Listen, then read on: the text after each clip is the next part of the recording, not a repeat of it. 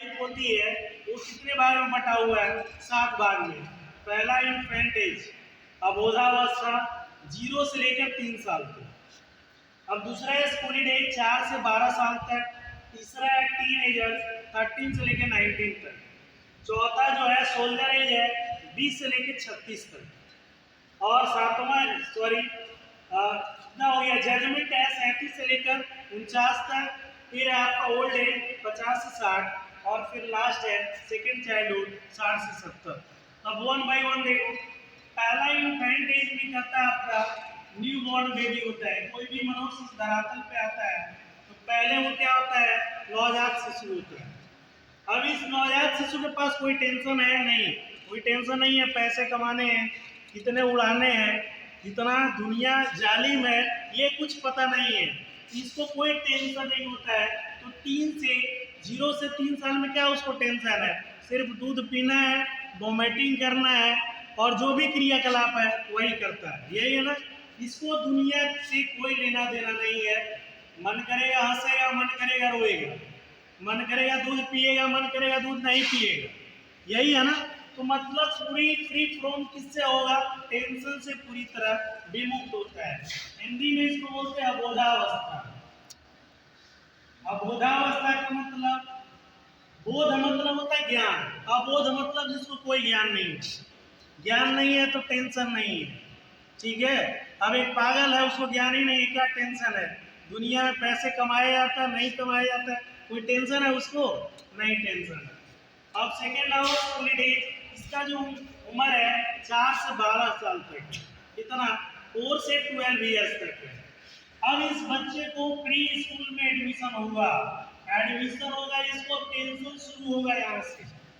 अब इसको मिलेगा homework, class work, tuition work. अब इसको मिलेगा बड़ी बड़ी थैला, बैग, टिफिन, होमवर्क की बुक, होमवर्क की कॉपी, नोटबुक होगा। क्लास जो आपका चलेगा, जहाँ पढ़ेगा वहाँ क्लास का वर्क, क्लास वर्क, घर के लिए वर्क। इसके अलावा और क्या मिलेगा? ट्यूशन का वर्क। मतलब पूरा वो गधे की तरह लद जाएगा। यानी यहाँ से इसकी टेंशन शुरू हो जाएगी। यानी कब से कब तक? 4 से 12 साल तक। लेकिन यहाँ मनी का कोई और चीज नहीं है, यहाँ तक टेंशन नहीं है, उसको पैसे कमाना है। यहाँ तक उसको क्या है? उसको गार्जियन मनी देगा, ठीक है ना। अब लास्ट देखिए, इसके बाद है टीनेजर्स। ये एज जो है बहुत क्रिटिकल एज है। इसमें हमारा और आपका कोई दोष नहीं है। ये बायोलॉजिकल इसमें हार्मोन जो होते हैं, बहुत सारे हार्मोन्स लागू होते हैं। इसका दूसरा नाम है lover age. That is called lover age. ये लवर एज इसलिए कहते हैं कि टीनेजर्स में क्या है? 13, 14, 15, 16, 17, 18, 19, सबके लास्ट में टीन आ रहा है। मतलब इस टीनेजर्स में किसी को कुछ नहीं दिखाई देता है, सिर्फ क्या दिखाई देता है? Attraction, love. सिर्फ क्या होता है? Fall in love. ये क्या है? फॉल इन लव होगा, अट्रैक्शन होगा। तो ये दिस इज नॉट, इसका क्या होगा? इसके पास क्या है? इसका कोई फॉल्ट नहीं है। मेन रीजन इसका क्या है? ये इसमें बायोलॉजिकल हार्मोन का बहुत सारे स्राव होता है, जिसके कारण इसमें क्या होगा? अपोजिट सेक्स के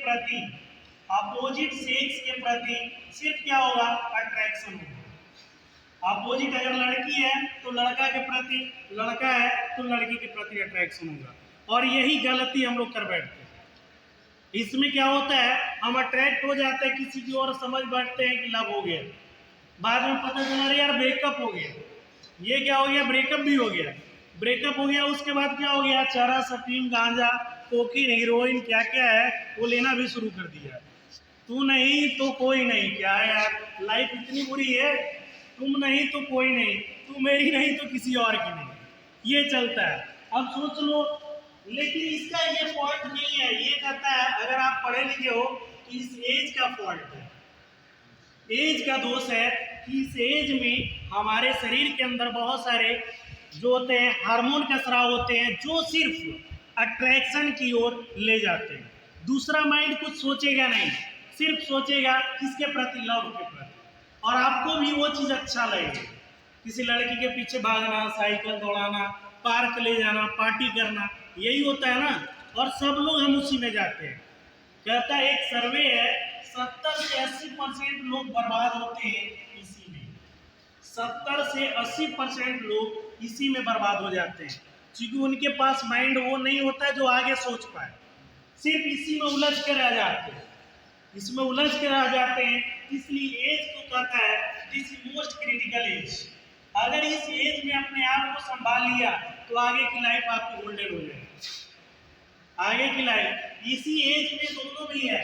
ये कहता एज है और ये माइंड है, ये तीन माइंड है। इसका ग्राफ देखोगे माइंड वर्सेस एज का, तो टीनेजर्स में सबसे ज्यादा माइंड बढ़ता भी है, एकदम बैलून की तरह फैलता है टीनेजर्स में। यानी बैलून का कहना है जितना ज्यादा लेबर करेगा उतना ज्यादा माइंड उसका एक्सपेंड करेगा, उतना ज्यादा उसका माइंड बढ़ेगा। तो सोच लो जो लेबर इस पीरियड में कर लिया उसके आगे की लाइफ बन जाती है।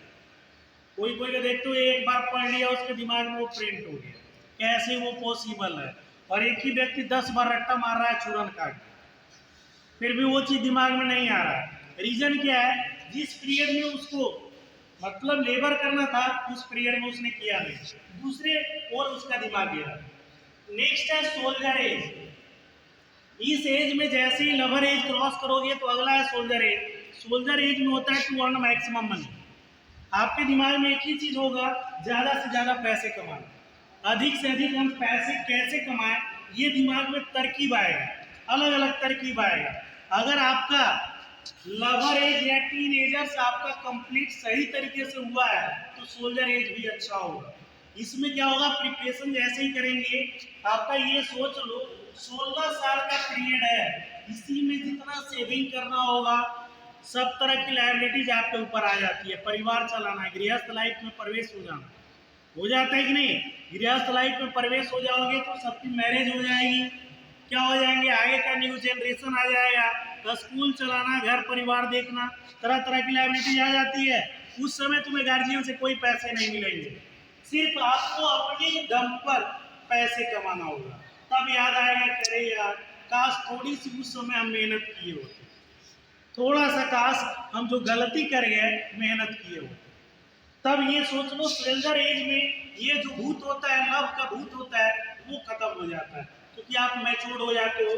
टीनेजर्स में वो बायोलॉजिकल जो हार्मोन है उसका प्रभाव भी धीरे धीरे खत्म होने लगता है। अब देखिए आगे क्या है, जजमेंट। जब इस सोल्जर एज को क्रॉस करोगे तो अगला एज है जजमेंट।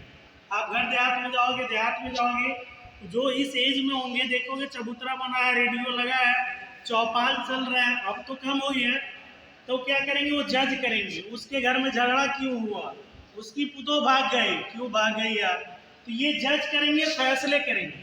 ये इस एज में होता है। आप जैसे आप अपने गार्जियन को देखो, क्या होता है, कोई दो परिवार झगड़ रहा है तो उसका जजमेंट करने का काम आप नहीं करेंगे, आपका वो उम्र नहीं है, जजमेंट इस उम्र वाले करेंगे, क्योंकि वो धीरे धीरे एडल्ट हो जाते हैं, परिपक्व हो जाते हैं, एक्सपीरियंस हो जाता है।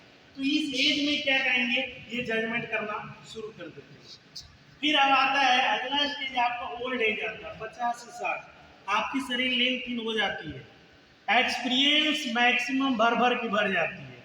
माने आपके पास बहुत सारे एक्सपीरियंस होगा बट शरीर काम नहीं करेगा।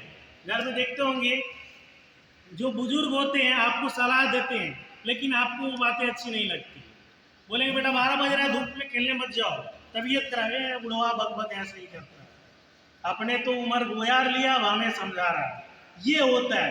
लेकिन वो क्या है, एक्सपीरियंस के आधार पर बोल रहे हैं कि धूप में जाओगे तो आपकी तबीयत खराब हो जाएगी, क्योंकि बाल ऐसे ही ने पका हुआ है उनका, उनके पास एक्सपीरियंस है।